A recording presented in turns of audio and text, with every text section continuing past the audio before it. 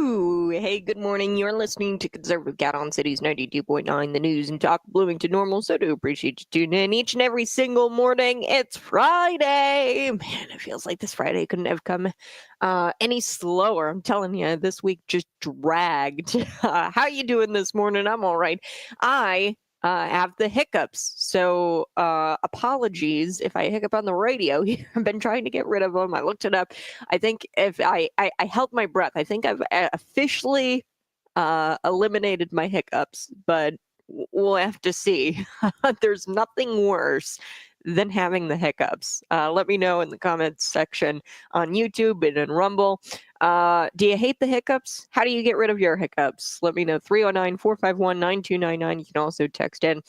We've got so much news to get to this morning. I do want to talk about this Colorado police chief, Aurora, Colorado police chief finally admitting that Venezuelan gang members have been terrorizing and, in this case, torturing Americans, which is really, really sad. And not just Americans, but legal immigrants, people who come to this country, work hard to obtain either student visas, work visas, green card, whatever the case may be.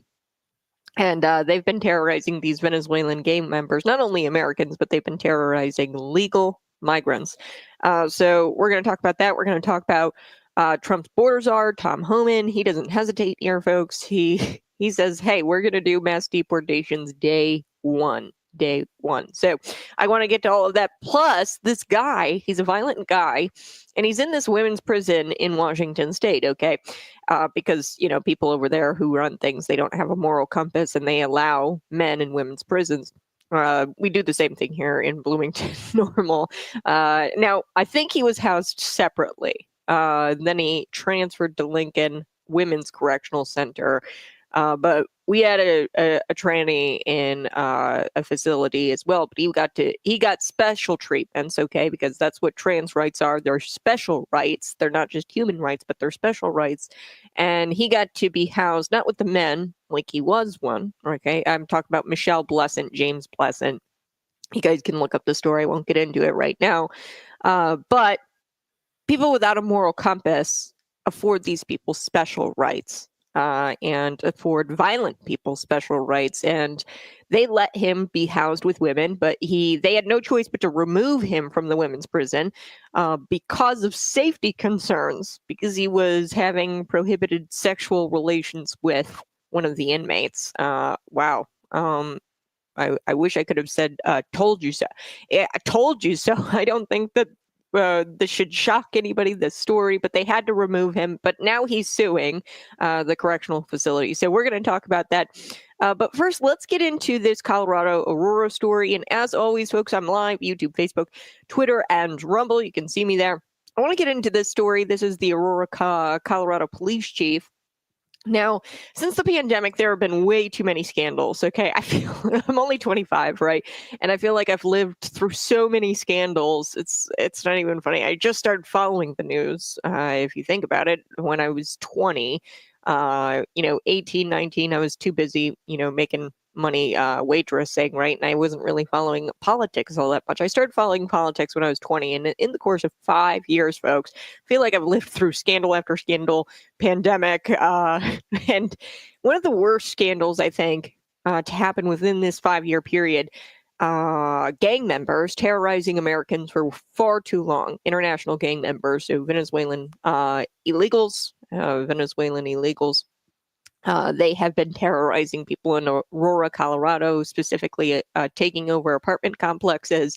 This should have never happened, but the media and the public officials there in Aurora, Colorado have mocked victims when they have come and reported these issues with the migrants or with the illegals. I don't want to call them migrants because that's the left's word for these people. They're not migrants. They're terrorists, okay? So let's call them what they are. These victims were mocked by not only public officials, but they were mocked by the media as if they were the problems and they were just seeing things. Okay, you're not actually being terrorized by Venezuelan gang members. Your apartment complex isn't being taken over by Venezuelan gang members. No. You're crazy. You're a conspiracy theorist.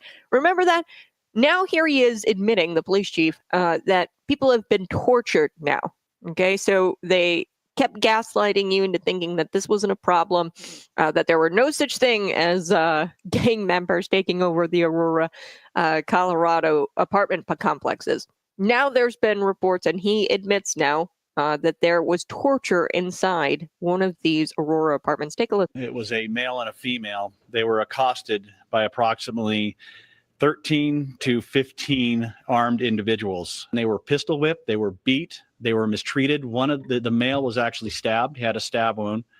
So does that fall in the category of torture for me? Yeah, it does. There is a high assumption that they may be affiliated with the TDA gang. I had a discussion with an individual from the White House, and that occurred back on September the 23rd, I believe.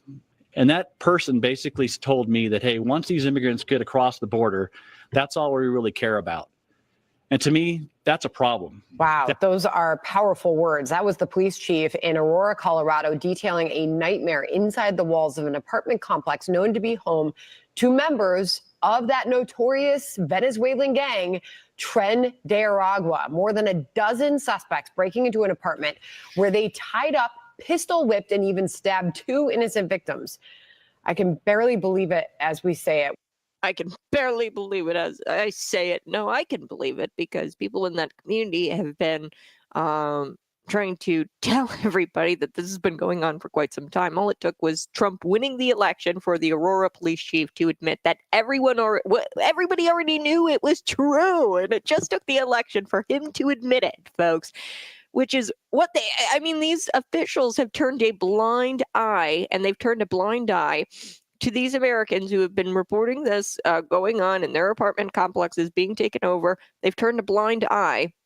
And subsequently, you've got Americans who are being tortured now by foreign nationals because they've turned a blind eye and they dismissed reports about these Aurora, Colorado residents saying that this was going on. So according to Fox News, police in Aurora, Colorado say the overnight armed home invasion at a local apartment complex that resulted in 14 suspects being detained was without a question a gang incident. So that's what they're saying now. They know for sure that this was a gang incident. So just before 2:30 a.m. on a Tuesday last week, police were called to the Edge at a Lowry Apartments. So this was a report. They went to the apartment. There was an armed home invasion in which victims were kidnapped and assaulted. You heard their pistol whipped, stabbed. And this TDA gang, the fact that Americans are kidnapped by TDA, this is a terrorist situation. This speaks volumes of how bad this situation has gotten over in Aurora, Colorado. Okay, it should have been stopped day one when there were reports that, hey, they're taking over our apartment complexes. Now they're being tortured within inside these apartment complexes. Authorities far and wide could have stopped this before it even started. Okay, we could have stopped the gang members from coming over the border. We could have, not mocked the victims for reporting that TDA was capturing their apartment complexes and taking them over. We could have not mocked them. We could have taken these reports seriously. But when it going and got tough here, the going got tough, where there's actual, pistol whipping going on, stabbings, and you can't hide it anymore. The media went into overdrive, and they started reporting on this like this. They've got the stabbings, the pistol whips, and she goes, I can't even speak about this situation. This is Fox News. We know what has been going on in Aurora, Colorado. I've been reporting on this for months now, and it's gotten so bad.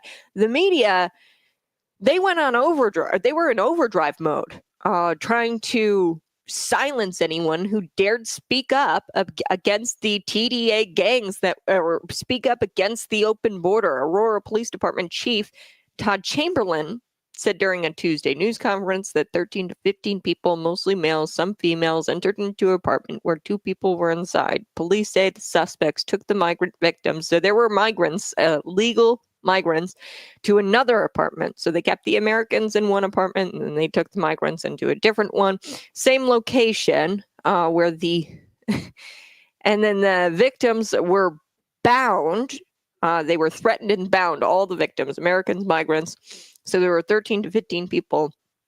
So it's not just Americans who suffer from this, from the open border policies. Migrants, legal migrants, not the fake migrants, legal migrants who come to this country, they have to suffer because there's like a racial violence. Okay, so like Venezuela, if you come from Mexico, maybe there's beef or something, or cultural violence that goes on, and the legal migrants or the legal immigrants of this country are not safe. So the left claims they're all in it, let's help the little guy. Let's help the people from the third world countries. These people are so emboldened. They definitely have first world attitudes now. Okay. They've got first world attitudes where you are taking Americans hostage, torturing them, pistol whipping them, and stabbing them. I mean, oh, what? So, I want to I want to show you this on the stream so that way I'm not lying to you about the reports and how they were reporting this. This is a tweet from Christian Lopez. Okay, Christian Lopez. She's a reporter, the Denver channel, Denver, Colorado. I want to share this with you. This is what she said about the Aurora apartments when there were so-called debunked rumors. Okay, so take a listen to this. Happening now, tenants at the Edge at Lowry Apartments in Aurora holding a press conference to debunk rumors that Venezuelan gangs are taking over the building and demanding better living conditions at their apartments. So there was a group here, and they were holding a press conference about the Venezuelan gangs, and they said that they're, debunking the rumors. They're not really rumors anymore, are they? Sure doesn't seem like rumors anymore. That there was a group of people holding a press conference, which I'm sure was arranged, and they were trying to debunk the rumors that the Venezuelan gangs were taking over.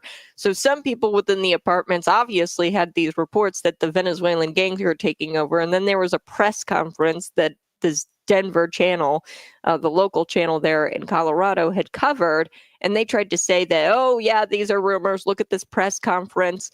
I bet this press conference was arranged. I bet it's a bunch of nonprofit organizations that worked with the Democrat Party to get out there and hold this press conference. Clearly, now it doesn't seem like they're rumors anymore, does it? Because there was people who were tortured within the same building here. Okay, so there was more than enough evidence for the last 4 or 5 months, I want to say, that these gang members were committing some of the worst crimes in this apartment complex. And it's pathetic that it took this long for the officials to pretend to care.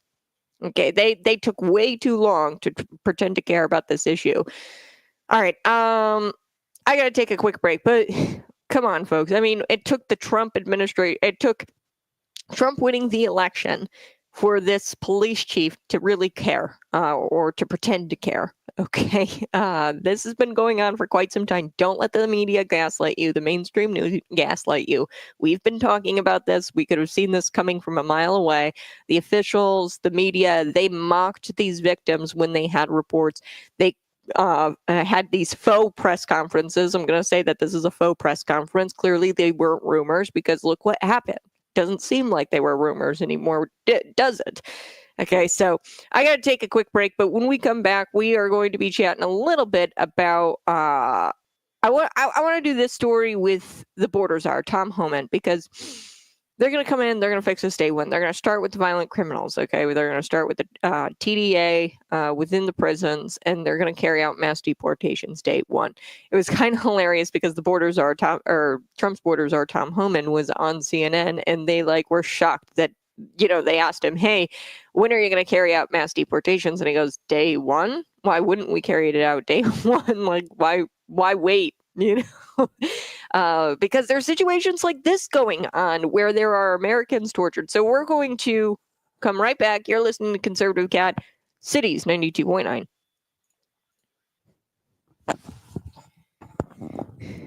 Good morning. So do appreciate it. Drink water upside down. I actually got some of that bubbly water, and I think it seemed to help. But thank you so much, Brian. I think my hiccups are officially gone. Corrupt Republicans.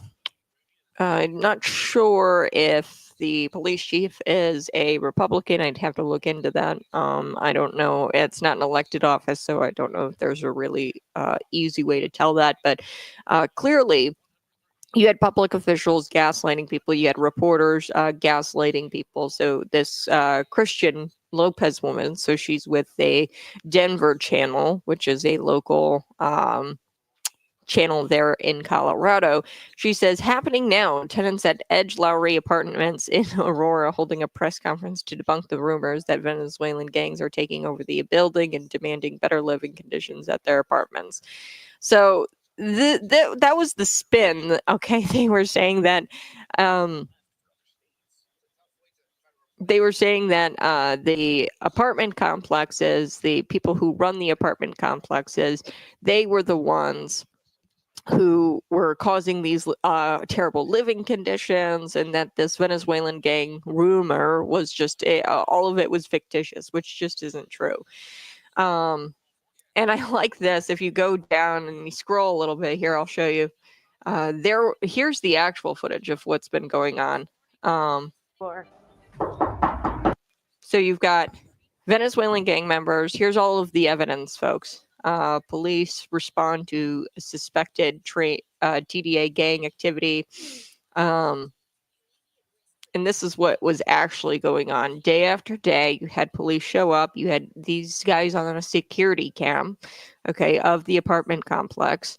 You had them with guns, knocking on doors, taking over the apartment. They were saying that this wasn't going on. The police chief, the authorities, public officials, they said that none of this was going on. Activity in that city.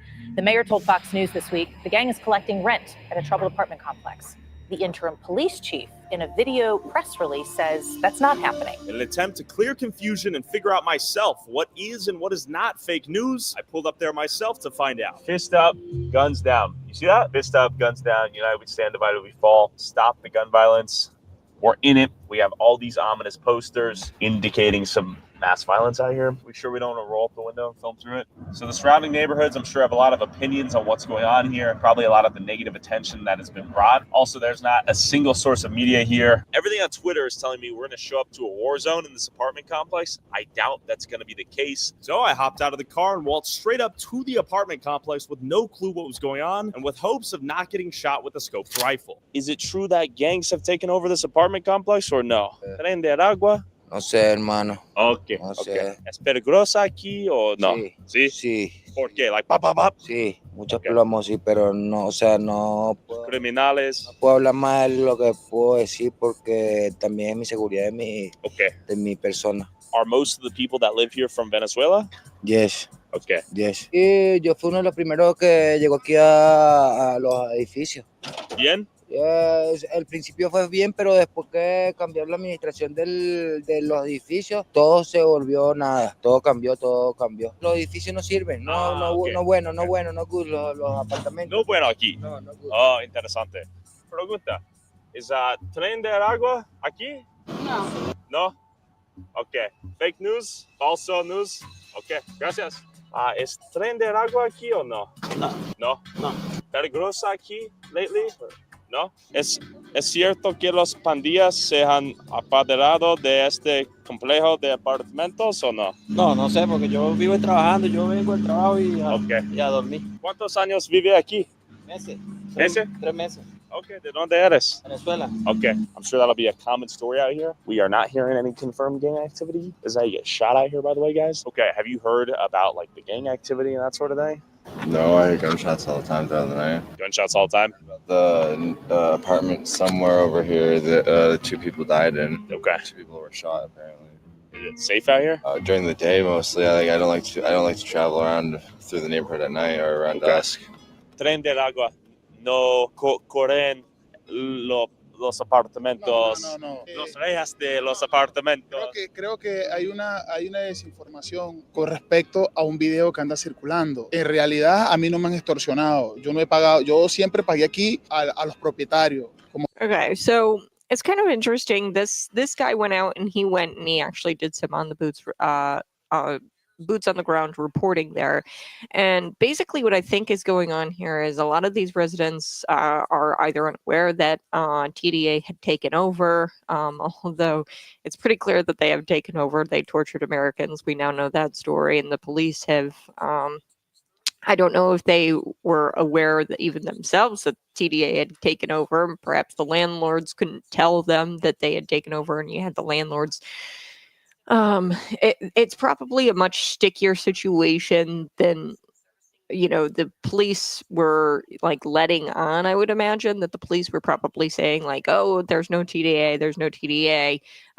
But they were probably saying that, I don't know, maybe it could be that the police were saying that to try to protect people within within the apartment complex, trying to, work with, because it sounds like these people could have been held hostage. A lot of these people say, I don't know if they had taken over, and they didn't want to talk about it. And this one guy said, I don't want to talk about it for my security. So it could be a much more a stickier situation than just, TDA, and they did absolutely nothing. The police, I'd hope that they did something, but, informing the public that the TDA gang was there would have been the best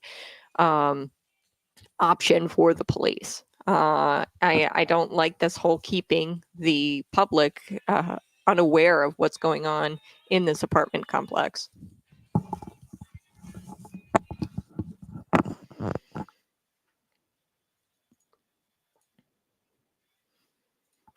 Woo! Hey, good morning. You're listening to Conservative Cat on Cities 92.9, the news and talk Bloomington Normal. So do appreciate you tuning in each and every single morning. Before we took the break, I was telling you a little bit about Tom Homan. We were watching a little bit on the stream. Colorado Police Chief finally admitting that these Venezuelan gang members have been terrorizing Americans. Now, there was a guy who went boots on the ground, was interviewing a lot of the residents in this apartment complex. And to be honest with you, they all seemed pretty scared and like hush hush. So I don't know what's really actually going on. I'd imagine, yes, the Venezuelan gang members have definitely taken over that apartment complex, like we've been saying for months now on this program. Perhaps the residents were telling the police officers different information because they were being held hostage because of security reasons. They weren't allowed to go out if they were, going to the authorities. I don't know. It seemed odd. There was this guy who's doing boots on the ground reporting there. And one of the residents had said that he was scared for his security and that he couldn't talk much about TDA and the gang activity going on there. So clearly, the police should have intervened, definitely more than they have, because it wouldn't have resulted in people getting pistol whipped and tortured and held a prisoner within their own apartments. Okay, that wouldn't have happened had not the police, kind of put this off. Clearly, they put this off. They were definitely lying to the public. If they knew that the TDA had taken over, they were lying to the public. They were saying that, oh, no, that's all rumors. It's all rumors that the TDA has taken over these apartment complexes. You guys know that. And definitely they've taken over. We had so much evidence to suggest that they had taken over, and they were lying to the American people. Now, whether they were lying to try to protect the people who were being held hostage in that apartment complex, I don't know. But either way, it sounds icky, right, to lie to the public about what is actually going on in this apartment complex. And I don't know. I can't wait for the border czar to come in and deport them all, to be honest with you. The government is extremely inefficient. They are extremely inefficient. What should take 30 seconds usually takes something like 30 days for the government, okay? And that's not how Trump is going to run things. And that's definitely not how Tom Homan is going to run things when it comes to mass deportation. Take a listen to him on CNN. CNN asked the timeline here for these mass deportations. They said, when will we actually start to see the mass deportations happening? So while the government often pretends they have urgency, they actually don't. And what takes them should take them 30 seconds, it takes them 30 days. This new administration actually has urgency, and we need to deport these people very, very quickly, because we're going to start to see more of what happened in Aurora, Colorado, where you have TDA capturing Americans, torturing them, pistol whipping, and stabbing them. So this network did not expect Tom Homan to say day one. Take a look. So how many days after Trump is sworn in before the this effort to carry out the mass deportations begins? I know you said it starts on day one, but after how many days will we actually start to see that happening? Day one. Day one will be ICE officers across the country will be out on the streets. Right out of the gate, President has made it clear, and I've made it clear, the priority right out of the gate is public safety threats and national security threats. And there's plenty of them to find, right? I looked at the data under the Biden administration. The deportation of criminal aliens have decreased 74%. So we have all those folks that the Biden administration failed to deport, plus you got this over 10 million encounters on the southern border that they came across. We got a lot of them to look for too. So the public safety threats are plenty, and it's going to keep us busy. So how many days? Public safety threats are plenty. Yes, I hope that they start with the TDA gangs in Aurora, Colorado. But what did she think he was going to say? I think that was Caitlin Collins there. I wonder what she thought he was going to say. Like, oh, it's going to take us 3 months. It's going to take us a year. It's going to take us all the way to the end of Donald Trump's term. Like, what? How much clearer do these people have to get in order to prove that they mean business? Okay, so he made it very clear that this is an urgent priority, as it should be an urgent priority, because like I told you in the previous story, people were pistol whipped and stabbed in these Aurora complexes taken over by illegal immigrants.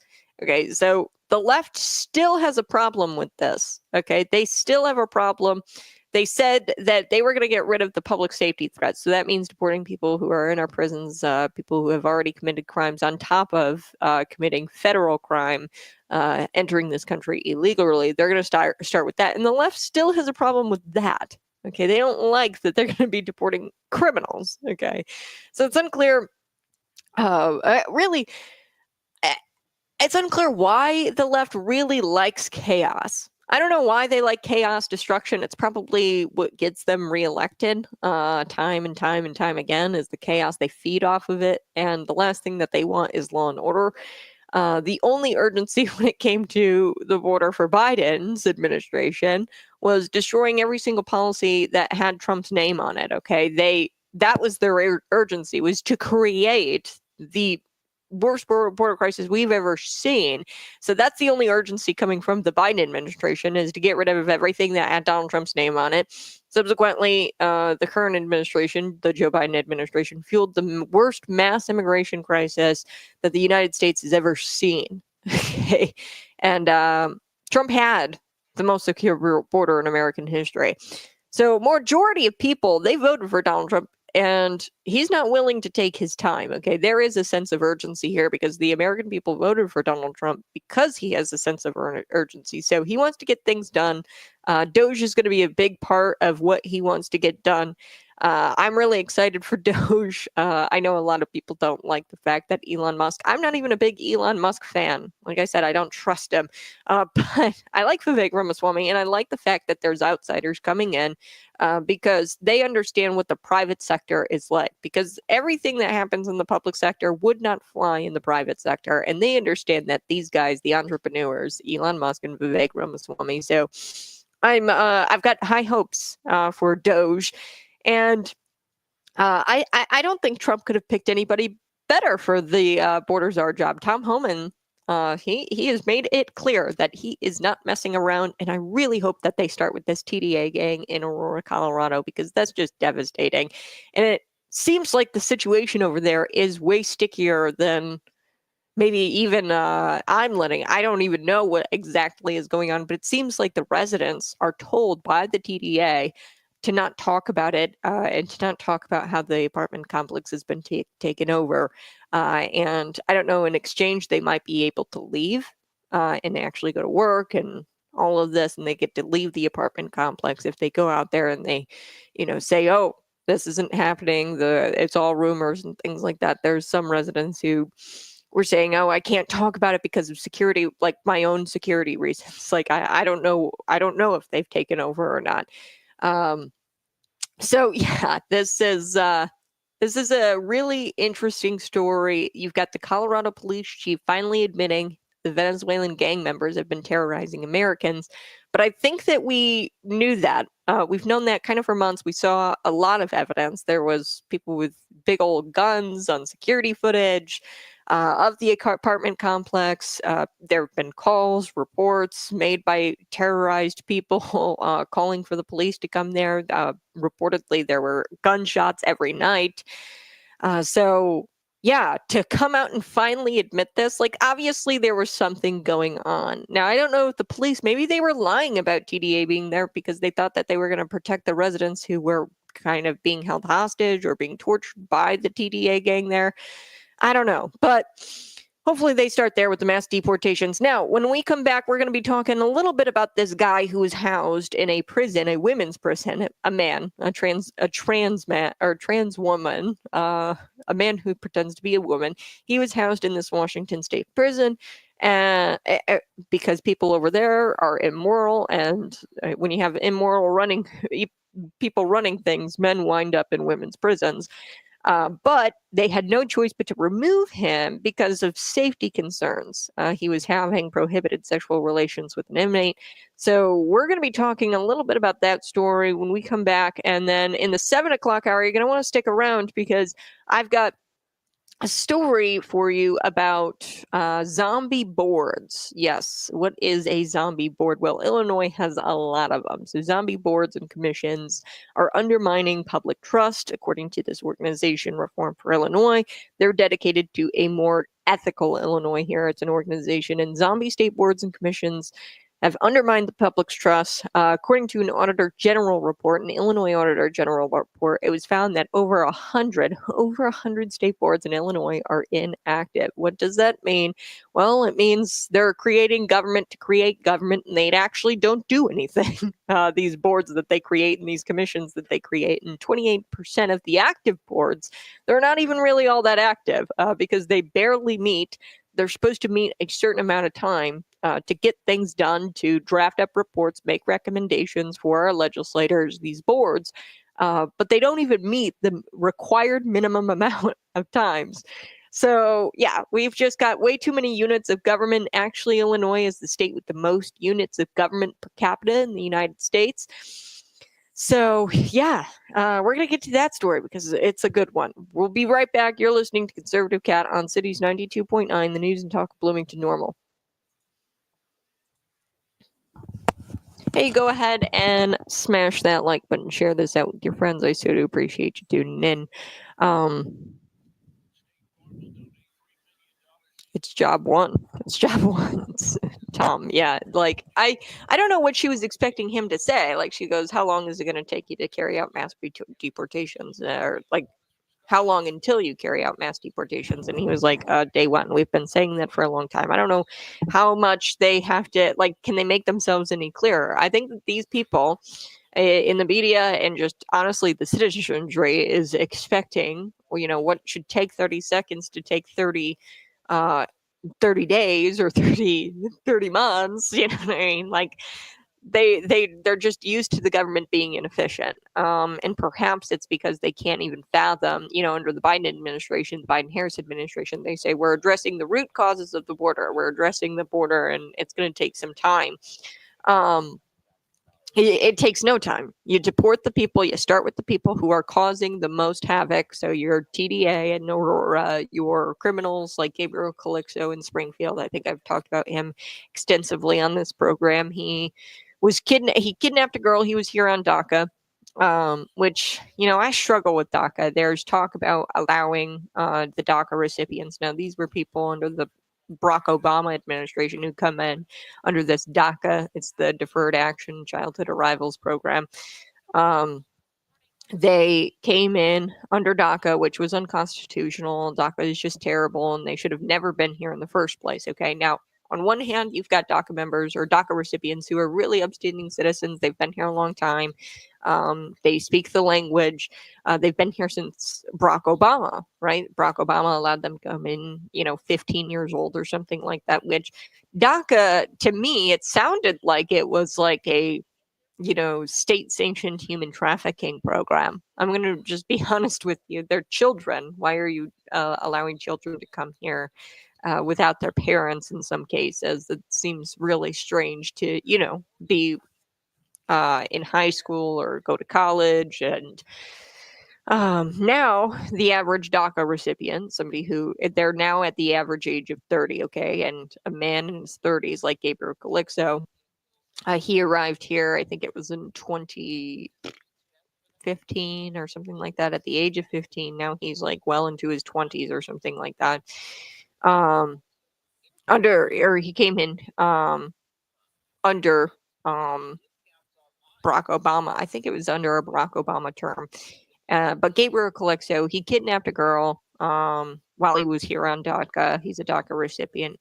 And he also managed to stab a woman. So he was serving time in the IDOC, and then he got out and allegedly had stabbed Emma Schaefer to death.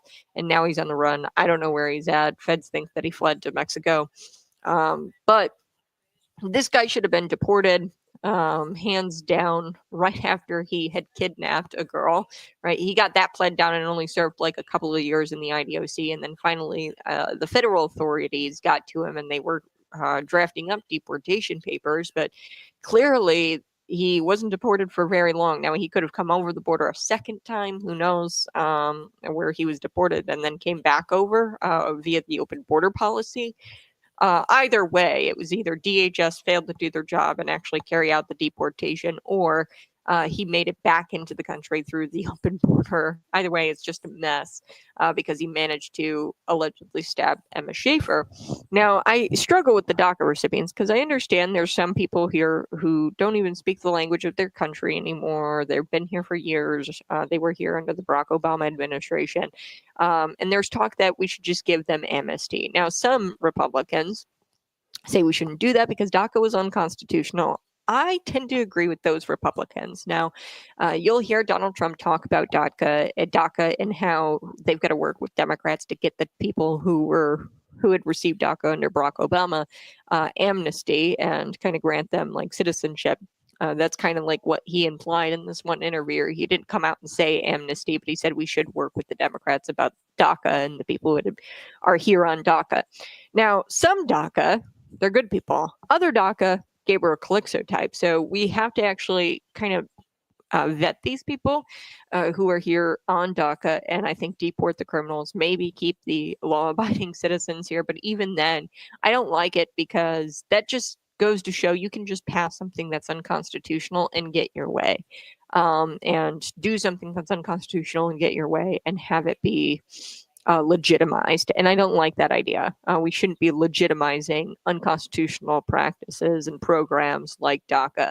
Like I said, DACA it feels like state-sanctioned human trafficking, and really it was under Barack Obama.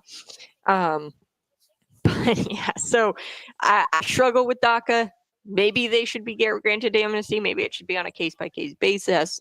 I don't know if they can do something like that, but the Gabriel Calixtos who are here on DACA, get them out. You start with the criminals, then you go down the list and you try to get as many people out as you possibly can. So I'm excited for the Trump administration. I think that they're going to at least do that, get the criminals out. But I don't know. What do you think? DACA recipients, amnesty or no amnesty?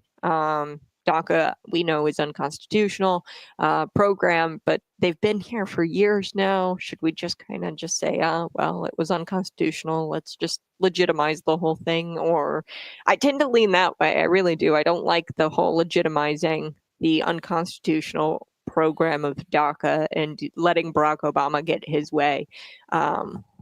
We shouldn't do that in this country. But also, I understand these are just people, and it was a program that was implemented, and they don't know the language. Some of them are very great people and law-abiding citizens, or law-abiding, people, because you could make the argument that they're not really citizens because it was an unconstitutional program. But what do you think? DACA amnesty? No amnesty?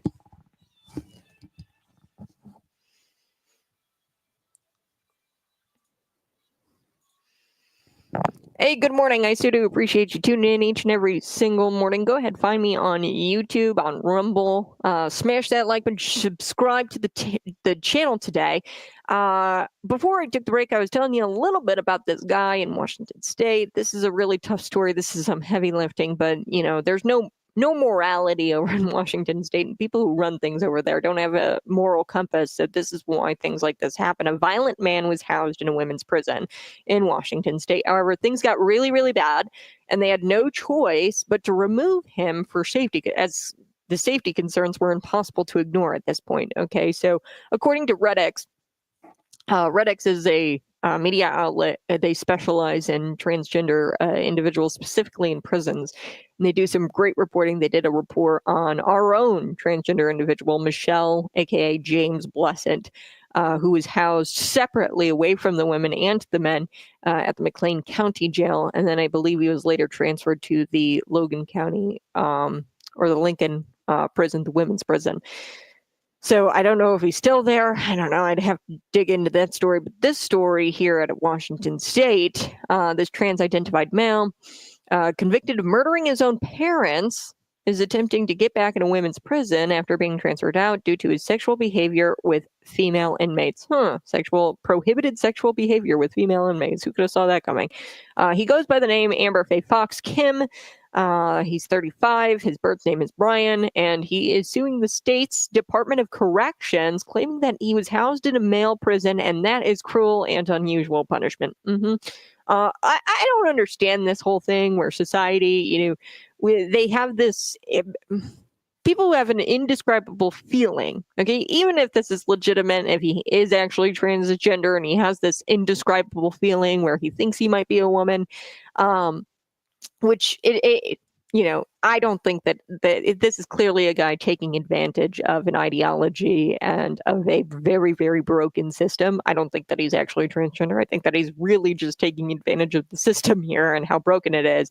But why is the left beholden to the fake feelings of the most evil people in the world? Okay, even if he had these fake feelings or had these indescribable feelings, and you want to be sympathetic to that, he's an evil person. Okay, the fact that he's in jail for murdering his parents should be more than enough reason to ignore his claim of being transgender, or you shouldn't be sympathizing with him for being transgender. Now, I can sympathize with kids who claim that they're transgender, because that is in no way their fault, because clearly their parents are not shutting that down, right? If I had gone up to my parents and said, "Hey, I'm a boy," they would have said, "No, you're a girl."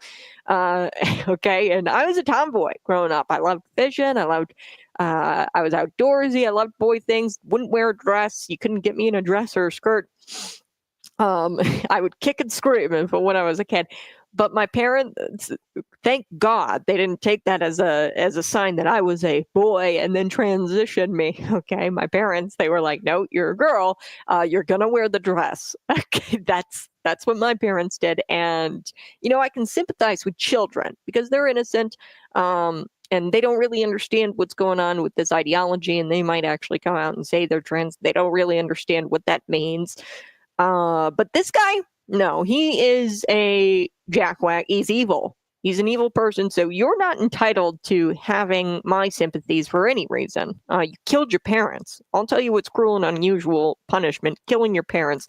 You deserve nothing more than cruel and unusual the cruel and unusual punishment that you gave your parents. Okay, you killed them.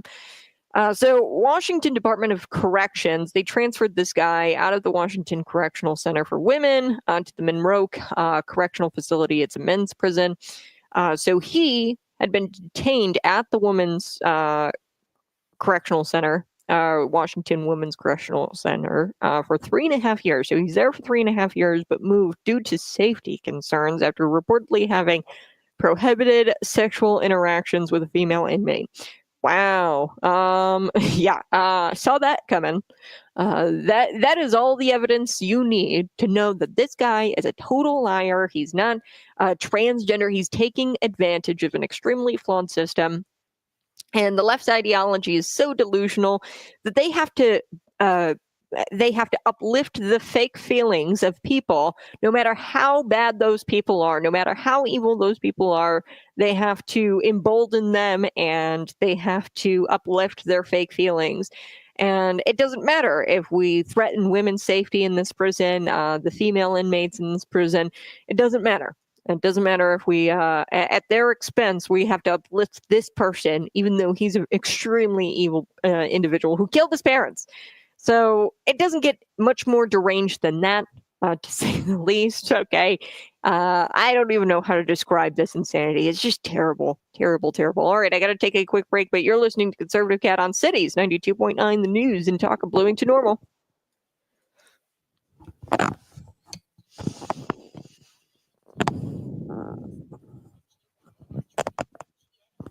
Good morning, everyone. Good morning, Lib Slayer. I really like that name. I remember years ago, a local politician said there were too many Latinos around here. She got into a lot of trouble. You know, actually, I'm going to share this with you. This is kind of interesting. Now, I don't know. Maybe I'm stupid, but I can't really understand this joke. I really just don't understand it at all. So maybe you guys can help me with this. Okay, so this is BLN News. Diane Benjamin, she had posted this and brought to light the situation. So here's Diane Benjamin. She says, frequently, I let things go that annoy me. Below, one of the things that still annoys me 2 to 3 days later, if like things start to annoy me after 2 to 3 days later, it gets a story. So keep in mind, this guy's wife is running for Bloomington City Council April 1st. Her name's Abby Scott. Okay, so we're talking about Corey Byrne here. Now, I could get into all of the crazy that is Corey Byrne, but let's just stay focused on his post right now. Now, he posted this a few days ago, and if this was a Republican, he'd be called racist or worse. Since he isn't, it must be acceptable to culturally appropriate another person's race. Is this his job? Is this Unit 5 job too tough for him? Maybe he should cancel all future kid concerts. So, yes, so let's just get to the post. He is a county board member, and Beverly Bell had clapped for him after posting this. She's a Democrat as well, of course. Now, this is really interesting. I don't understand this post. Help me out, guys. I really don't. The post-winter concert music teacher, if I let my intrusive thoughts win. And then it's a photo of a black gentleman here. And then he says this. Can somebody explain this to me? I really don't understand it. I'm just going to be honest with you. And Beverly Bell, you have her clapping for him. Now, if a Republican did this, it would be racist. Can somebody please explain this joke to me? Because I really don't understand what's going on here. Now, here's where my thoughts go. You know, the job is tough for him. Okay. Now, post-winter concert music teacher, if I let my thoughts win, he's saying that this black gentleman, black people are unemployed a lot of the time, or they have a high employment rate. Is that where he's going with this? Where, you know, like if I let my intrusive thoughts win, like he wants to quit his job, so he would be unemployed and therefore he would be black. I don't know. And if that's the case, that's extremely racist. I have no idea what this means. But maybe you can help me. I don't know. I really just don't understand the post at all. And if that's the case, that is extremely racist. And could you imagine if a Republican had posted something like that? I sure hope that that's not the case, because you're essentially saying that all black people are unemployed, or I mean, I don't know what the joke is here. A post-winter concert music teacher, if I left my thoughts win. I don't know. Maybe I don't know who this guy is. I just think it's a random black fellow. That's really what I think it is. This is just some random black man. I don't know. But let me know in the comment section. No clue myself. Yeah, I tried to figure it out, but it's a really like weird post. Like at the end of the day, you know, if it's racist or not, and I don't know what he's.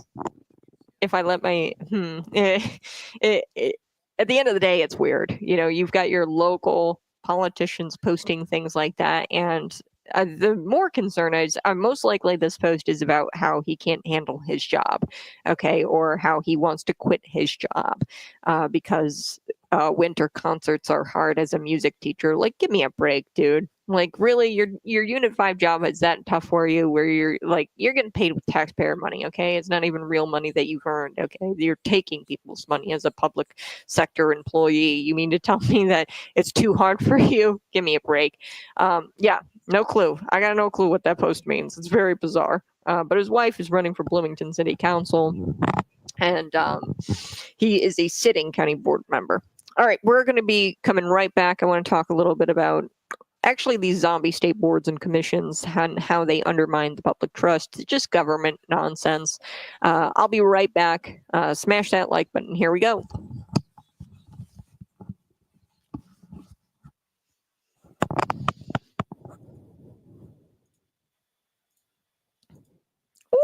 Woohoo! Hey, good morning. You're listening to Conservative Cat on Cities 92.9, the news, and talking Bloomington Normal. In the 7 o'clock hour, what are we getting to? Well, I want to talk about the hundreds of illegals. Like I said, they have totally abandoned the third world country, and they've adopted a first world attitude. They've got the illegals out there protesting in front of an ICE facility in, drumroll please, Los Angeles, which was deemed, I believe, no, that was San Diego. San Diego, they deemed themselves a super sanctuary county. San Diego County did. Now, the city of Los Angeles here, they're already a sanctuary city. Okay, so I don't understand why in the world they're protesting in this city particularly, because it's like, hold on. They've already said, the LAPD there have already said that they're not going to cooperate with federal authorities to carry out mass deportations. Okay, so why are you protesting in this city? But there were hundreds of illegals protesting out in front of this ICE facility, and they were protesting the Trump mass deportation policy. So Joe Biden, he got out there and he says that he can't think of one thing that he regrets during his presidency. Not one thing. He was asked, would you change anything? I can think of a lot of things. The mass immigration crisis, the Afghanistan withdrawal, the handling of the COVID-19 pandemic. He forced people, carried out mandates for way longer, or not even, you shouldn't have carried them out at all, but he carried out these mandates, the vaccination mandates. I could think of a lot of things that he should have changed during his presidency. He's going to go down as one of the worst presidents in the United States. Later, I do also want to talk about the zombie state boards. So zombie state boards and commissions in Illinois, this undermines public trust, okay? Now, we've got these zombie state boards, this organization, they're called Reform for Illinois, and they are an organization dedicated to a more ethical Illinois government. Now, a recent data shows us that this state has the most units of government per capita in the United States. So we have the most government, which means that, your politician, it's like almost like a 1-to-1 ratio. So as much as our population, we don't have a huge population because people are leaving in droves, but with the population, we have way too many government officials. So we're going to be talking about it here next on Conservative Cat Cities 92.9 at the top of the hour. I'll be back.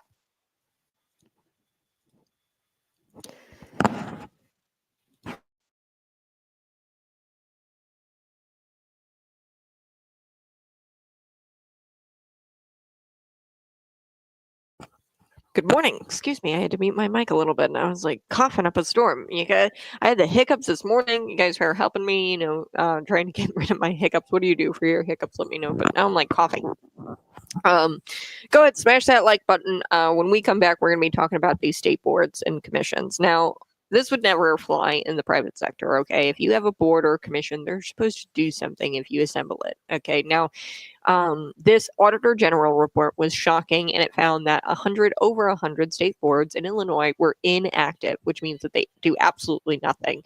Now, 28% of the active boards actually failed to meet the minimum number of times, so they're not even really doing anything. They're not technically inactive, but they're still meeting occasionally, but they're supposed to meet a minimum number of times in order to be considered an active board. Now, Reform for Illinois board chairman David Melton says Reform for Illinois believes that there are too many state boards and that they should be created when they're actually going to do something. Okay, so we're going to get to it. We're going to give you an example of a zombie board. That's what these are called. The Chicago Tribune did up an editorial piece on this. But it's really kind of shocking how Illinois has the most government units per capita, which means, it should be like now I'm just throwing out numbers here. Like you've got 10 people, and you should have one representative. Now in Illinois, you have 10 people and then you have 10 representatives. So the public sector, actually, I believe, I'll have to look into this. The public sector is like almost as big as the private sector in Illinois, but it's way too big for the population size. Okay, the public sector, it's just ballooned and bloated. And it's ballooned and bloated with things that do nothing. Now, some of these are paid or unpaid board positions or commissioners. That would be terrible if you had some paid commissioners who are sitting on inactive boards, right? So that's your taxpayer dollars are going to people who, quite literally do nothing. So we'll be talking about it here next. Smash that like button and share this out with your friends.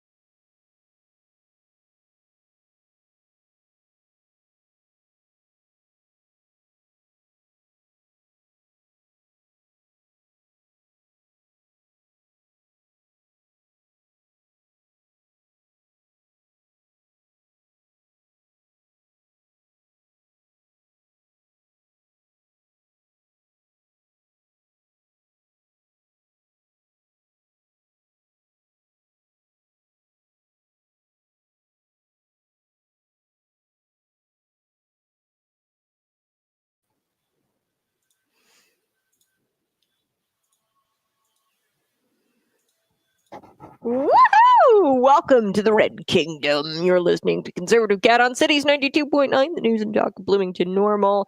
Go ahead, find me on YouTube, find me on Rumble. You can subscribe to the channel. Before we took the break, I was telling you a little bit about zombie boards. Zombie boards, ooh, scary. Yeah, they actually really are scary. I'm more scared of zombie boards than I am actual zombies. So we're going to get into this story. A group, Illinois, Reform for Illinois, they are talking about how zombie state boards and commissions undermine public trust. And here's what a zombie board is. It's just an inactive board. Or a commission, an inactive commission. So according to recent data from the township officials of Illinois, the state of Illinois has the most units of government per capita in the United States. So what does that mean? It means that our public sector is way too big for how many people we have in the state, like population-wise. Okay, so in this state of Illinois, now I'm just kind of pulling numbers out of my butt here. 10 people, you have 10 people, 10 residents. Typically, you should have like maybe 1 or 2 representatives. And we're not talking really about elected representatives because we don't have a whole lot of elected. And in fact, we lost a congressman and congressional representation because of the mass exodus of people from our state. We lost elected representation, but I'm talking about bureaucrats, people on boards, people on commissions, people who are either paid or unpaid to kind of make your life miserable. Okay, so you have 10 people. In any other state besides Illinois, you might have 1 or 2 bureaucrats, okay, for those 10 people. Now, in the state of Illinois, you've got 10 people and 10 bureaucrats. So for every 10 people, there's 10 bureaucrats. So that's kind of the way Illinois works. The Auditor General report. Now, this is an Illinois Auditor General report. It was done up in the summer of 2024. So it found that there were over 100 state boards in Illinois that are inactive. Well, what does that mean? That means that they're not even meeting. They're not drafting up reports or recommendations for our elected officials to pass meaningful legislation, okay, or impactful legislation. That's what these boards are supposed to do. They're supposed to do the studying work. They're supposed to help our legislators with most information, with all of the information, and they're supposed to conduct studies and do reports that then they recommend what our legislators do.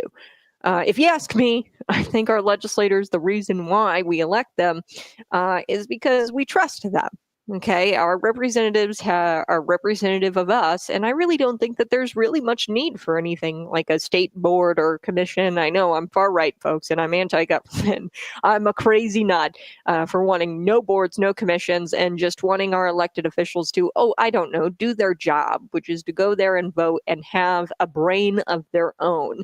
It's really quite comical if you watch these legislators kind of they'll have their little staffers who are definitely like way too young to be legislating. They don't understand it. They're inexperienced. They got like a nose ring, maybe some blue hair.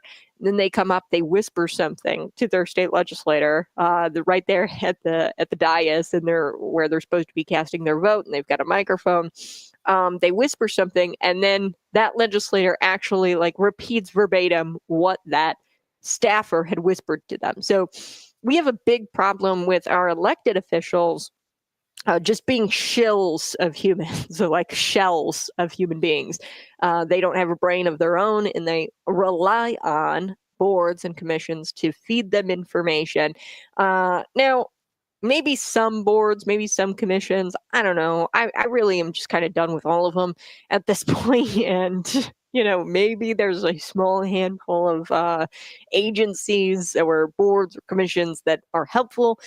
But according to this report, 28% of the active boards, okay, so like a third of the active boards are not even meeting the total number of minimum time. So there's a minimum time to be considered, minimum times a month or whatever, a week, however many times that you have to meet. There's a minimum number of times you have to meet in order to be considered an active board. Now, 28% of the active boards, so-called active boards, they're not even really meeting. So Reform for Illinois Board Chairman David Milton, he says RFI believes there are too many state boards and they should really only be created when they're tasked with doing something. Okay. So he goes on and he says, I remember there was a prior commission related to campaign finance reforms. Those commissions basically issued reports that essentially, said on one hand, we have these possibilities, on this hand, we have these possibilities, but they really didn't give any kind of conclusions or recommendations. And that's what a lot of these boards do. They kind of get together, they draft up like a kind of like crappy report, and they don't actually make a recommendation to the legislators, which is like their whole job, is to make a recommendation to the legislators to get them to do something.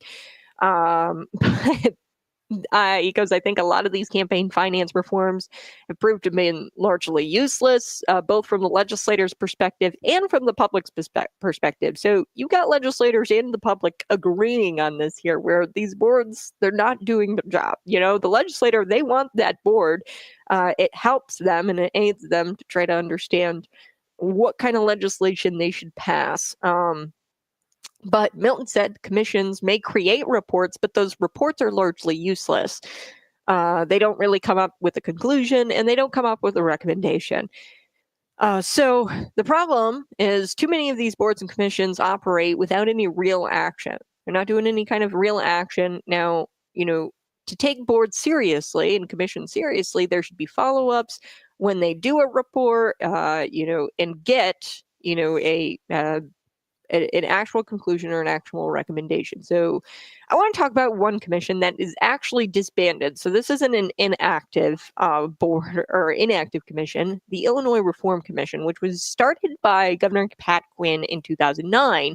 And what this commission was supposed to do is kind of monitor the government's ethics, rules, and practices, and then make recommended reforms. Okay, like, hey, how do we reform government ethics in the state of Illinois? They established it after Rod Blagojevich and all of that whole mess. Okay, so Pat Quinn, he created this Illinois Reform Commission, which actually sounded like a great commission.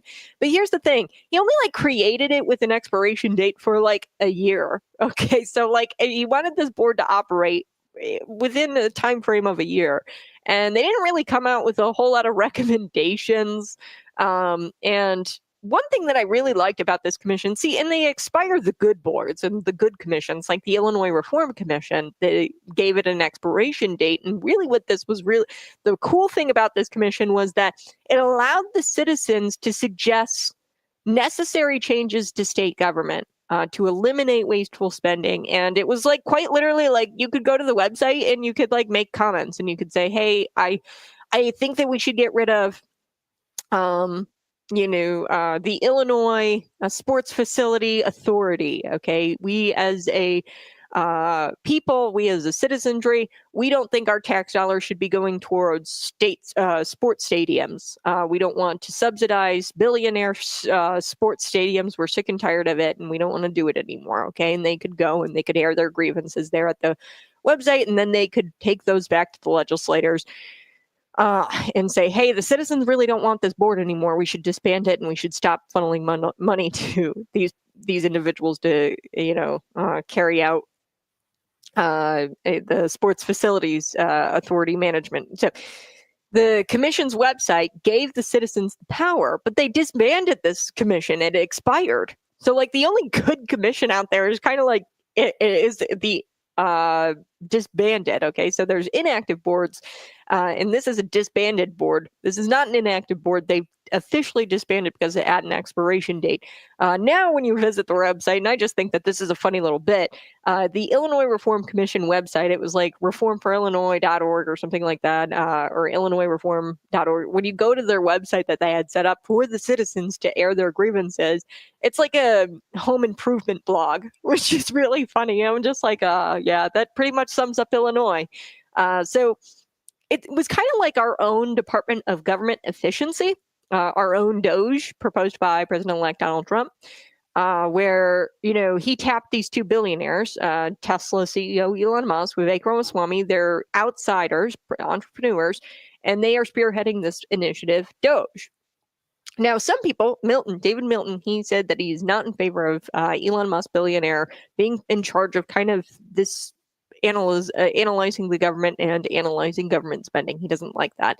I can agree. I do understand where, you have one or two billionaires kind of running things, where that could kind of, but one thing that I will say is that Elon Musk, Vivek Ramaswamy, they get it. Okay, they've been in the private sector and they're outsiders. They're not in the public sector. One thing that I really don't want to get into the habit of is electing people to like these agencies, or getting these people in these agencies who are friends of the legislators, right? Or friends of elected officials, or public sector buddies. Okay, we want to avoid that. That's what we have in Illinois right now.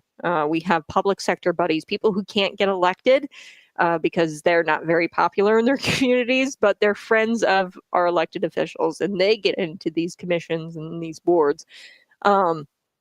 He suggested that maybe we have something that is similar to Doge, but we have like elected officials on this board, and that's what essentially we had one of those, but they disbanded it and expired it. It was the Illinois Reform Commission. There was a bunch of elected officials on this board, or on this commission. So, yeah, and I like the idea of having the citizens weigh in on this, like a place where citizens can say, hey, I think that this is wasteful spending, or hey, I don't like this agency. It sounds like there's a lot of taxpayer dollars being funneled into this agency, and the agency is not being transparent with the taxpayer. So, yeah. So an example of a zombie board, I want to get to this and then I got to take a break. You're probably wondering, okay, Kat, give me an example of a zombie board. The Illinois Sports Facility Authority, the ISFA, they have been accused of continuing to exist and act with limited oversight and meaningful impact.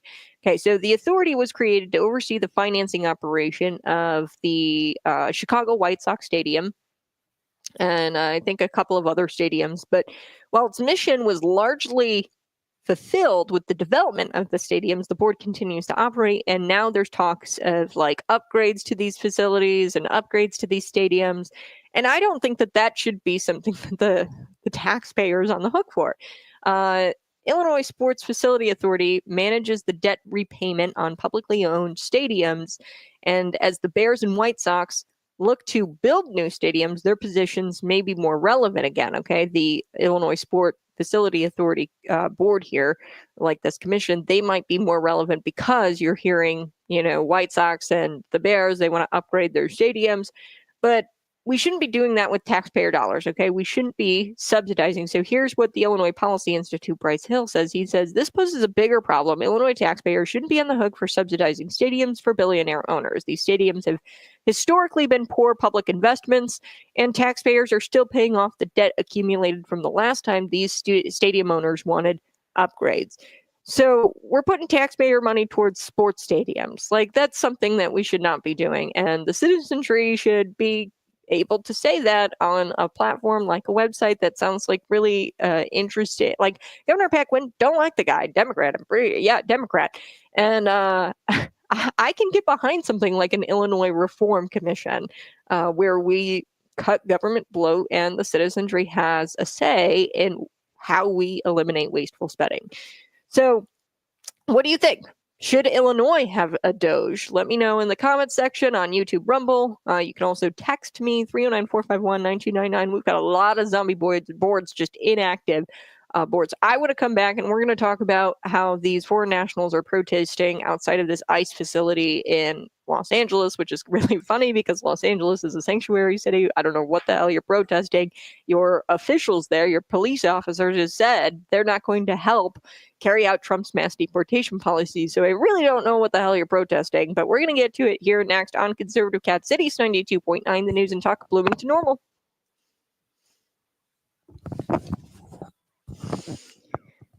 Hey, good morning. Go ahead and smash that like button. It's called government bloat. Thousands we don't need, yes.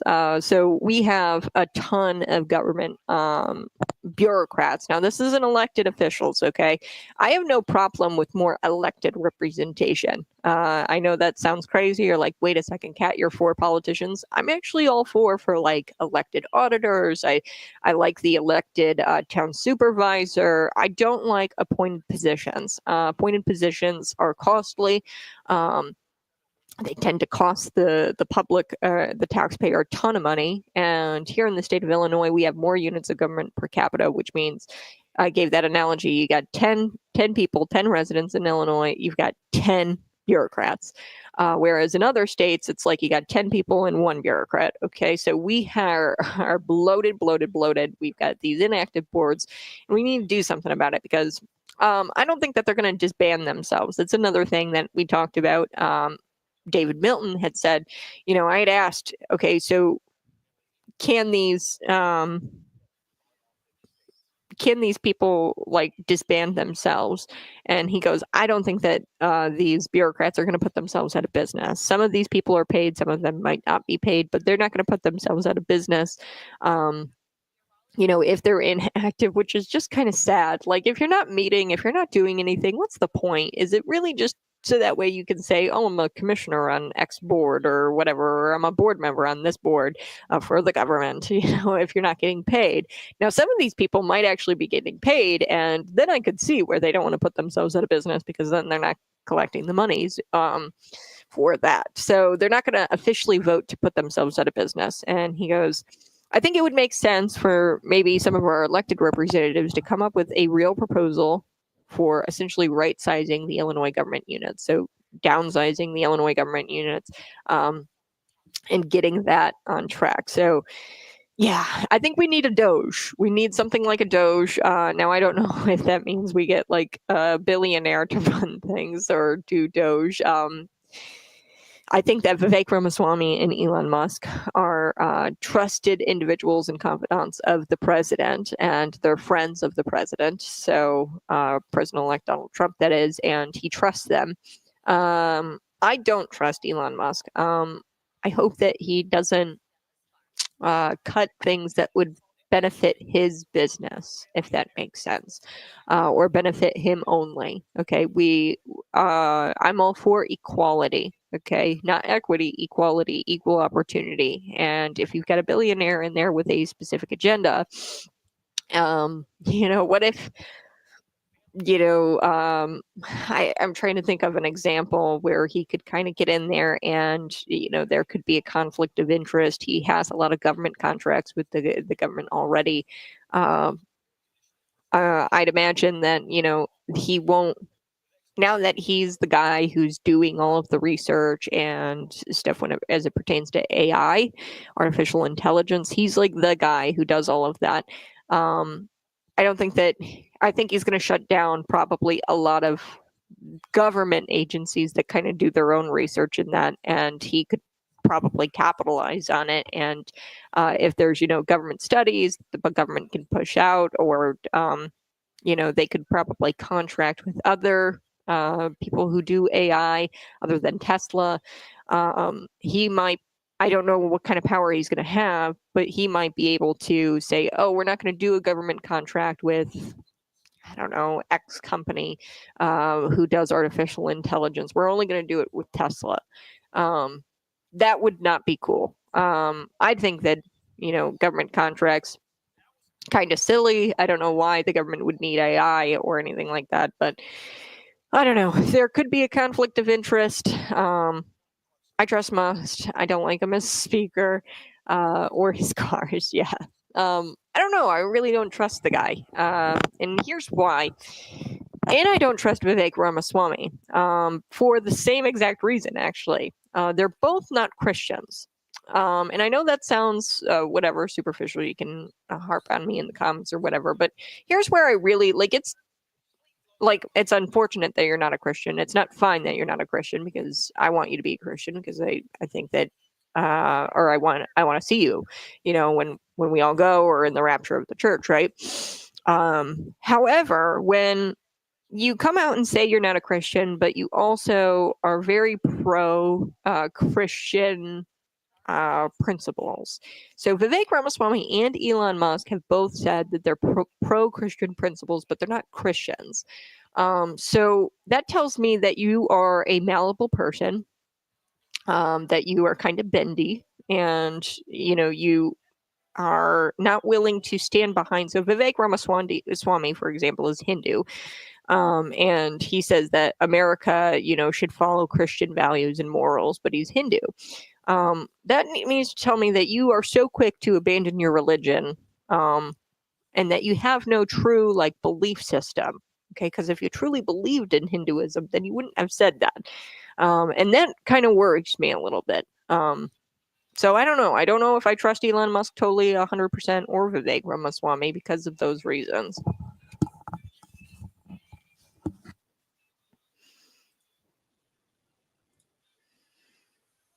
Hey, good morning. You're listening to Conservative Cat on Cities 92.9, the news talk of Bloomington Normal. We're having a great conversation on the stream. You guys can be there, comment, interact with me. I can interact with you. And I've said it before. I don't really trust billionaires to take over this Doge or this Department of Government Efficiency. And I like Elon Musk. I like the fact that there's outsiders coming in, people who have actually worked in the private sector and aren't these lucky ducky babies, as I like to call them, in the public sector, right? Who haven't actually worked a day in their life and they just take money and they don't make money or create anything. Elon Musk, Vivek Ramaswamy, they're entrepreneurs and they're outsiders. I like that about them. There could be a conflict of interest with them having companies and, government contracts. Are they going to allow government to contract with competitive companies that aren't their companies? I don't know. That's one reason why I could see there might be an issue with Elon and Vivek Ramaswamy running things. I think that Donald Trump trusts them. That's why he obviously tapped these two billionaires to do this with Doge. And I think that he trusts them. I don't know if I necessarily trust him, and here's why. And I know it's going to be a hot take, but I really don't care. And some of you might be mad when I say this, but they're not Christians, number one, Elon Musk and Vivek Ramaswamy. But it's not so much that they're not Christian that I don't trust them. It's that they claim that Christian morals and values are great for America, but they're not Christians themselves. So that tells me that you're so willing to abandon your own belief system and adopt a separate belief system that is not of your own, right? So that makes me think that you are bendy and that you don't actually have any principles. I'm all about principles. If you've got principles, stick by them. You can change your mind. That's fine. But then change your mind. You can't have this whole, I've got 2 feet. I've got 1 foot here and another foot here. You got to put both feet in. Otherwise, I'm going to think that you're kind of weak. So I don't trust them because of that. Vivek Ramaswamy, apparently he's Hindu. Now, I don't really understand Elon Musk's whole belief system. I think that he says that he's an atheist, but he believes in Christian morality. Either way, I don't like this whole lukewarm thing that you got going on. You gotta be honest about your principles and stick by your principles and have a belief system. And if you don't have that, then I can't trust you. So either way, I think that Illinois needs to come up with something. And I like the idea of citizens being able to go to a website and say, hey, I've noticed that the government is spending money here. I don't like that. I think it's a waste. I like that idea. I like the citizens being very involved in like a Doge for Illinois, Department of Government Efficiency. We kind of had one, but it was disbanded. It was developed by Pat Quinn in 2009 to address kind of the whole Rod Blagojevich thing.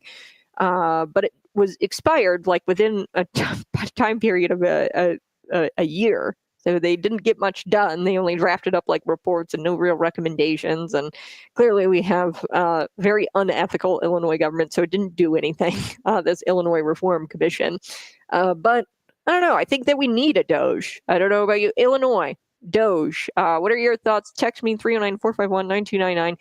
Before we took the break, I was telling you a little bit about this protest that's going on in Los Angeles. Now, I want to share this with you because these people, they come from third world countries. They've definitely developed a first world attitude, though. They're protesting outside of this ICE facility in Los Angeles. This is a sanctuary city, by the way. So I don't know exactly what they're protesting because all of the police officers there in that city have said that they're not going to carry out Trump's mass deportation policies and they're not going to work with the feds. Take a look. Hundreds of pro-migrant protesters outside the ICE Federal Detention Center in downtown LA demanding a sanctuary ordinance in every city, wearing shirts and holding signs against President-elect Donald Trump's plans for deportations. Let them know that we're going to mobilize and we're going to fight. On day one, I will launch the largest deportation program of criminals Trump's inauguration now just 1 month away. There's a lot of uncertainty and a lot of fear in the community. Flor Martinez Zaragoza here from San Jose for International Migrants Day. What's your main goal with today? To stand in solidarity, but also as somebody undocumented, somebody with DACA, my own rights are at risk. I am not afraid, but I know a lot of people that are. And it's just here to show them that they're not alone and that there's people fighting back. Okay, so I don't know how to tell you how infuriating it is to watch people who shouldn't even be here think that they have a right to override the will of the American people. Okay, we voted for Donald Trump because he was going to carry out mass deportation policies. These freeloaders have made a joke of our immigration system. And they expect everything and more. They housing, right? And like I said yesterday, housing isn't a right. Food isn't a right. I'm sorry. I know that's gonna, grind some people's teeth out there, but it's not. If I have to pay for it, your freedoms, or your rights end where mine begin. Right? If you are expecting me to dish out all my taxpayer dollars for your housing, for your food. That's not good, because I have a right to pursue happiness and you're infringing on that right. You only have rights are given to you by God, right to life, liberty, and the pursuit of happiness.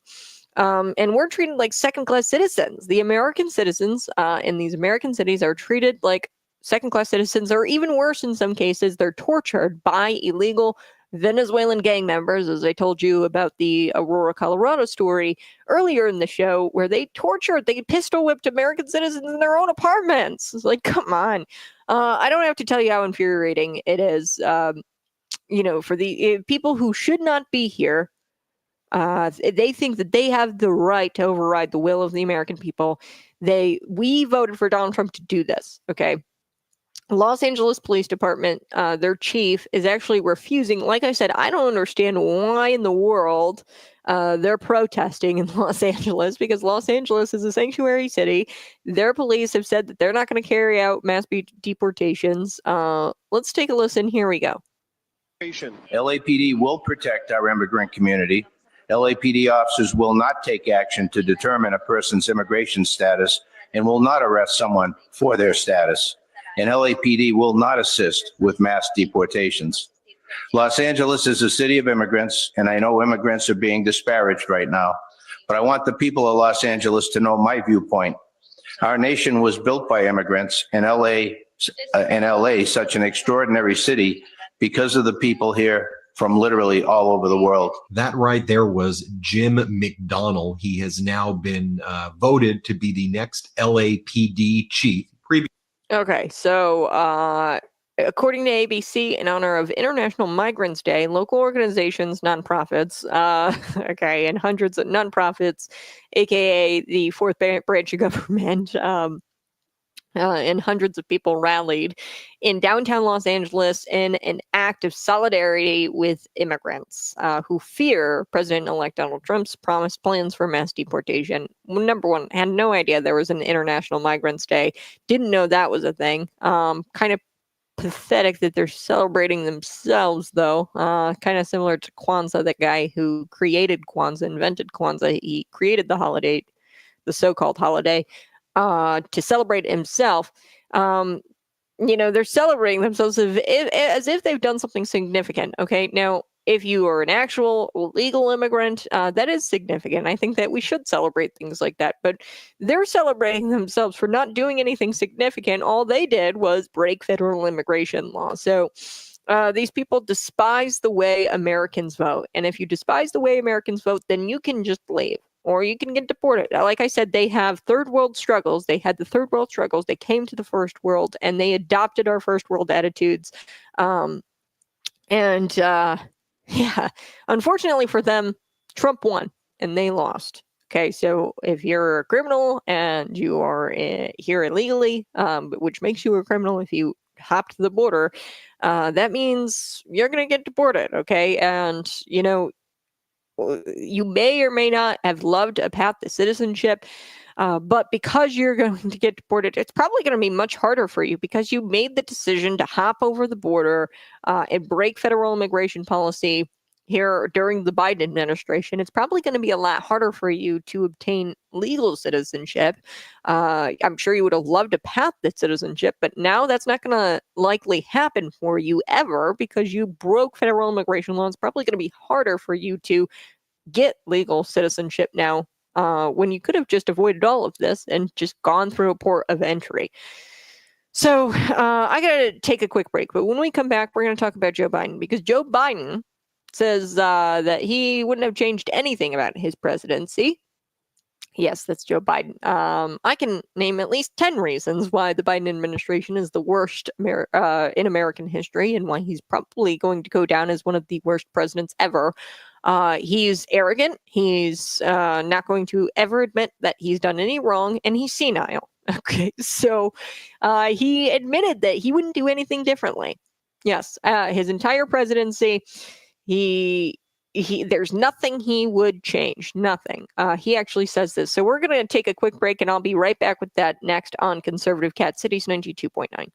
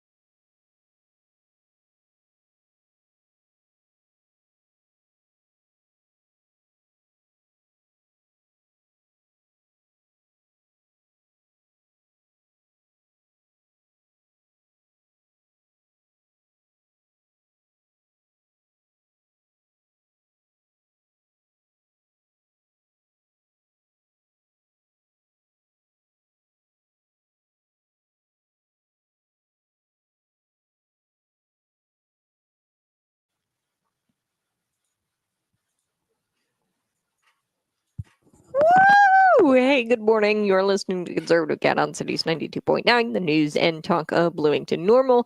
Joe Biden. The Biden administration was one of the worst in American history, and I could name you at least 10 reasons why the administration sucked. I'll give you 2 reasons. Joe Biden is arrogant, and he's senile, okay? And he was an utter failure, okay? No, the third one was for free. Biden admitted that he wouldn't do a single thing differently given the chance, and he cannot begin to name one thing that he regrets while he was president. Take a listen. Any other regrets that you have? Anything you wish you would have done differently? Well, I guess if I thought a lot about it, it'd be something I would done specifically done, but not generically. Any other regrets that? What? You're gonna be kidding me! You have got to be kidding me! This is ridiculous. I got another clip here. I'm gonna be playing here in just shortly, but one of the worst inflationary crises in modern American history. Okay, you're not regretful of that, passing the Inflation Reduction Act, the American Rescue Plan. How about, okay, here's a good one. Under his administration, there was this Postal Service Act or whatever, and it gave all kinds of money to the United States Postal Service. I talked about this a lot yesterday, where, they're making $80 billion off of you because you pay for stamps, you pay for boxes, you pay for shipping with the USPS.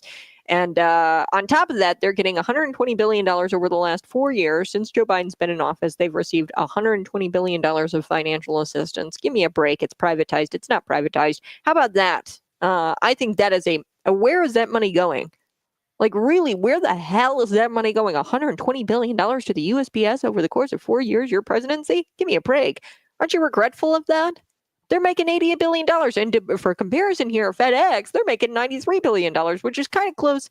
So they're making a little less than FedEx does. But also, they're making way more because they're getting the financial assistance from the government. FedEx isn't getting that.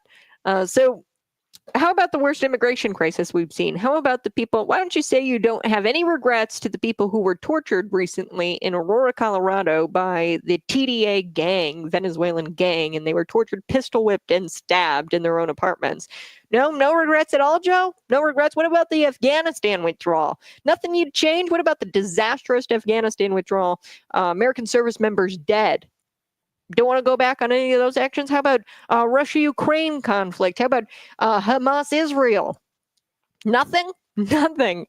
Giving Iran money that emboldened them to essentially give that to Hamas and embolden Hamas to go after the Israelis on October 7th to begin with. Okay, you funneled both sides of every war that you're in. He's either too senile to remember his presidency, or folks, he's just a lying piece of garbage. Both can be true at the same time. He's senile, he's arrogant, and he's a liar. And it was a disastrous term. I don't really care. I mean, I'd hate to go after the guy just for having dementia, but this guy is arrogant. Arrogant. You couldn't have come up with anything. Boy. So, I want to talk about this. This is another clip I'm going to play here. Now, he said on his way out, he's going to be, with this whole transition to Trump, he's going to try to push a deal that relates to women's issues, and he's going to try to fund women's issues on his way out. Yeah, let's take a listen. Here we go. Is there one thing that you're hoping to get done? Well, there's a couple things I want to get done. And for example, we're in a situation right now where we should be providing for the funding to make a transition to deal with some of the issues that relate to women's issues. Is there one thing? Okay, number one, bunch of gobbledygook right there. Senile, total mess. But that's a pretty rich statement coming from this guy. He supports policies that destroy women's rights, transgender men in women's bathrooms, transgender men in women's prisons. I just talked about that earlier in the show on Washington State. This guy, he was having prohibited sexual interactions with women, female inmates. It got so bad they had to transfer him to a men's facility. Now he's suing the Department of Corrections, the State Department of Corrections, because he's mad that he's got to be housed with men, although he's a man. Okay, so this president has promoted policies. In fact, that's pretty rich. He loves women, right? But he allowed somebody with fake boobs on the White House lawn, and he, she, they, them, z, they, zer, I don't know, flashed everybody on the White House lawn with the fake boobs. Okay, so like it's so unclear what he means by I want to do more for women's issues. You've already destroyed women, and you have promoted policies that are so anti-woman. That said, he'll never be president again. He's never going to be president again, and unfortunately for him, he's going to go down in history as one of the worst presidents ever. All right, I got to take a quick break, but we're going to wrap up the show for your Friday here next on Conservative Cat Cities 92.9. You can find me on YouTube and on Rumble. Subscribe today. All right, folks. Yes, so name some things that you'd change. He can't remember what he did yesterday. We need a nursing home in the White House. Watching the Biden administration is like watching an evil Saturday Night Live skit. Yeah. You can put a feather duster in your butt. Still doesn't make you a turkey. I'll have to look up. I don't know if that's an actual saying, but I find it funny. Doesn't make you a turkey. Oh, I get it. Okay. Yeah. So, he says that he wouldn't change anything. And that's how I know Donald Trump, if he were to be asked that same question, I think that he would have quite a bit of regret in his first. I wonder if he's ever been asked that question, to be honest with you. I'd have to dig it up. But somebody should ask him, and I guarantee that he would say, yeah, I do actually have regret. I pushed that vaccine, the bump stock issue. There's things that I don't like that Donald Trump has done. I think that he spends way too much money. I also disagree with him on the DACA issue. I talked about that earlier in the show, where he thinks that we should grant amnesty or work with the Democrats to grant amnesty for the DACA recipients. I see where he's coming from. I can say that, but I also don't like the idea of legitimizing what Barack Obama did with the DACA program. It was unconstitutional. Bottom line, they're here unconstitutionally via an unconstitutional program. We shouldn't legitimize the DACA program because that could have ramifications that far outlive President Donald Trump. Okay, so I'm more concerned about 20 years down the road, if we legitimize this unconstitutional program, DACA, what other unconstitutional program are we going to legitimize? So there's plenty that I disagree with Donald Trump on, and I think there's plenty of things that he regrets. Number one, probably listening to Tony Fauci. I would imagine that's probably his number one regret, and listening to these bureaucrats and these people who later not even later, during his presidency, they were going after him impeachment after impeachment. After his presidency, they weaponized the DOJ against him and the justice system against him and went after him. I bet he regrets a lot. Now, it's really interesting. Laura Trump, which is his daughter, she came out, I think, in a statement of some kind. She said that Trump believes that he has a mission from God to fulfill this term and to do it. And he has a mandate not only from the American people, but a mandate from God to complete a successful term. So I think that, God puts us in these situations for a reason. Perhaps, he didn't win 2020 and he had to win 2024 because he had to see what happened between 2020 to 2024, the weaponization of that government against him, to truly understand how corrupt and how evil these bureaucracies are and these agencies, and to kind of weed out the bad actors in government and try to really understand who's bad and who's not, right? And and if he had won in 2020, he wouldn't have gotten the House or the Senate, and that would have been tough in that second term if he had won 2020 to get anything done. Now in 2024, he's got the Senate, he's got the Supreme Court, he's got the House, the Senate, the presidency, right? We got all of this. So there's no excuse to get the will of the people done. And more importantly, I think Donald Trump understands that he has a mandate from God, being that he had to go through a couple of assassination attempts, right? I think that he's starting to realize, hey, God's put me in this position to actually do some good work, and that's on me. And I don't think that he quite understood that in 2016. He does have an ego problem. Nothing is more humbling than almost dying. Okay, being inches away from dying, I'd imagine. So I think that Donald Trump has an ego problem. I have no problem saying that. And I think that it's definitely gotten better over time. If you look at 2016 Trump and 2024 Trump, there is a huge difference. So, yeah, I don't know why I got onto that. Donald Trump, best president. 100% hands down, probably next to, there's things Abe did that I didn't like. He did things that were unconstitutional. George Washington probably is up there with Donald Trump. But yeah, I would say Donald Trump is a Ronald Reagan. I mean, good, but did some things that I didn't like either. JFK, also JFK. Actually, Donald Trump and JFK, most populist presidents, anti-war presidents that I know, or that I know of in history.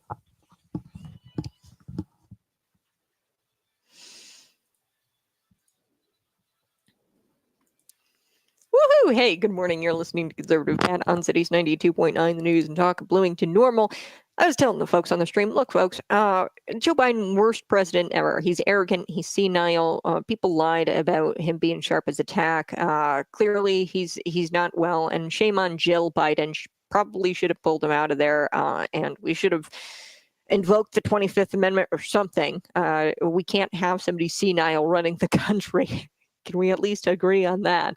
But Joe Biden, terrible president. There are plenty of things that he could have fixed and done differently. And I think if Donald Trump, now I don't know if he's been asked this question, but I think if Donald Trump were asked this question, would you have done anything in your 2016 term, 2016 to 2020? I think he totally would say yes. Now, I believe that Trump didn't win 2020 because it was a plan, and God had a plan in place, and that wasn't the plan, because in 2020, had he won, he probably would, or like officially gotten in. I think that he won. I think that the election was stolen. But had he actually like gotten the presidency in 2020, he wouldn't have had the House. He wouldn't have had the Senate. He wouldn't have had, the Supreme Court. He would have had. But in 2024, he's got all of those things. So there's no reason to not fulfill the mandate by the American people. They want to see change in this country. They want to make America great again. And in 2016, I don't think he really, he did do a lot of great things economy-wise, he cut taxes and did a lot of things that were great, but there were things that I didn't agree with. He listened to Tony. I think his number one regret would be listening to Tony Fauci, listening to these bureaucrats who he found out later, not even later. They went after him during his presidency, impeachment after impeachment. And then after the 2020 election, he hadn't even really officially announced that he was running again, but they still were going after him and weaponizing the justice system against him. So I definitely think that he would have some regrets. And I don't agree with Donald Trump on everything. The DACA thing, I told you about that earlier in the show. I think Donald Trump is for amnesty for those people. And I can lean towards I don't think that we should be giving amnesty to DACA recipients. And I understand that they got here under the DACA program. It's an unconstitutional program. They shouldn't have been here in the first place. Shame on Barack Obama, who implemented that program. It was really state-sanctioned human trafficking, if you ask me, or child trafficking. Should have never existed, that program, DACA, but they're here now, and there's good people, but there's also bad people who are here on DACA, like Gabriel Calixto, who was found to be guilty of unlawful restraint. He pled it down to unlawful restraint, but was originally convicted of kidnapping a woman, and then he stabbed a different woman, allegedly, Emma Schaefer, down in Springfield. Okay, so as much as you say that the DACA people are good people, there's bad people here who are on the DACA status, and I don't like the whole, let's legitimize an unconstitutional program by giving these people amnesty. And we're essentially telling Barack Obamas of the world that it's okay to implement unconstitutional programs. And I don't like that. I don't like legitimizing that at all, because I have to deal with that 20 years down the road. Now, that's going to outlive Donald Trump, okay? The precedent that he sets if he grants amnesty or works with the Democrats to get them amnesty in this country.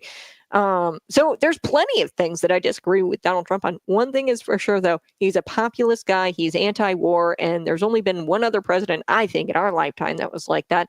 And another populist president, I'll say three: George Washington, JFK, and Donald Trump. Populist presidents who would not be goaded into war, and they are anti-war and anti-military industrial complex. And I think that almost pretty much all of the other presidents got us into wars and were not as populist as Donald Trump or JFK. And, I think that, maybe Ronald Reagan, but even he, I know that's going to be a hot take, but even he, I think, fell into the whole military industrial complex. But, I think that it's interesting. You got JFK, Donald Trump. JFK was actually assassinated, and then you've got Donald Trump his life was attempted, much like Ronald Reagan. But the greatest presidents of all time, I would say Ronald Reagan is definitely up there. George Washington, obviously the most populist, right? American Revolution, and trying to get out from under the establishment. But these are anti-establishment presidents, and I think that Donald Trump is going to go down as one of the best presidents in the United States or of American history, So unfortunately for Joe, you're going to go down as the worst. All right. You guys have a blessed day. Bye-bye. I love you. Have a blessed weekend and stay safe out there. We'll be back Monday morning. We're getting so close to Christmas. I know you're excited just like me. Bye-bye. Love you. We'll talk again on Monday.